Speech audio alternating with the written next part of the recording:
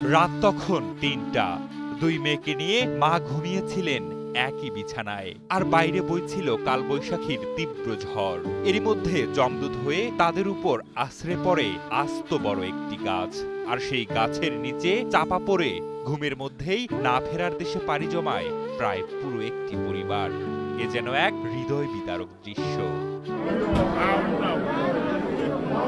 গত ২৬ এপ্রিল মধ্যরাতে ঘটে মর্মান্তিক এই ঘটনা, আর তারপর থেকেই নিহতদের বাড়িতে চলছে শোকের মাতম। অনুমানিক ৪টে দিক দিয়ে তুফান হয়েছে। তুফান হয়েছে, ঘরের পাশে মেহগুন গাছ ছিল মোটা। এই তুফানি গাছটা ঘরের ভিতরে পড়ে ৩টে মাছ আছে এক জায়গায় শুয়ে ছিল। শোয়ার পরে গাছটা পড়ে চাপা খাইয়া সে আর উঠতে পারে না কেউ। স্থানীয়রা জানান, মা ও দুই মেয়ে নিজ বসত ঘরের একই বিছানায় ঘুমিয়েছিলেন। শেষ রাতে হঠাৎ শুরু হওয়া কালবৈশাখীর ঝড়ের তাণ্ডবে ঘরের পাশে থাকা একটি বিশাল মেহগনি গাছ উপড়ে সরাসরি টিনের ঘরের উপর আছড়ে পড়ে।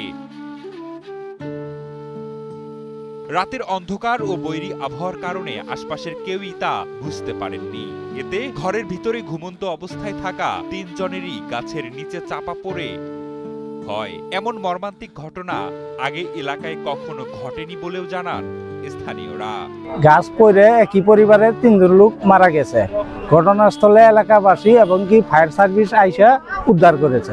আইতে ৩টার সময় ঝড় হওয়ার পরে ঘূর্ণিঝড়ে মারা গেছে, গাছ উলগে মারা গেছে ৩টা। তারা একজন মা, 2টা মেয়ে, তারা খুব অসহায় এক ঘরে আসিল, গাছ উলগে মারা গেছে। পরে সকালে ফায়ার সার্ভিস ঘটনাস্থলে এসে উদ্ধার করে। প্রশাসনের পক্ষ থেকে নিহতদের দাফন ও ক্ষতিগ্রস্ত পরিবারের জন্য প্রয়োজনীয় আর্থিক সহায়তা দেয়া হবে বলে জানায় পুলিশ। রাত 2:30 ঘটিকার দিকে কালবৈশাখী ঝড়ে মেলান্দ থানাধীন দাগি শাকিনস্ত আব্দুল গনির দোচালা টিনের বসতঘরের উপরে একটি মেহগনি গাছ ভেঙে পড়ে। মেহগনি গাছ ভেঙে পড়াতে বসতঘরে ঘুমন্ত অবস্থায় থাকা মৃত আব্দুল গনির স্ত্রী এবং 2 সন্তান, তারা 3 জন ঘটনাস্থলে মৃত্যুবরণ করে।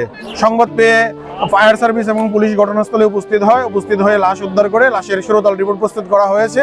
উক্ত বিষয়ে পরবর্তী আইনগত ব্যবস্থা প্রক্রিয়াধীন আছে।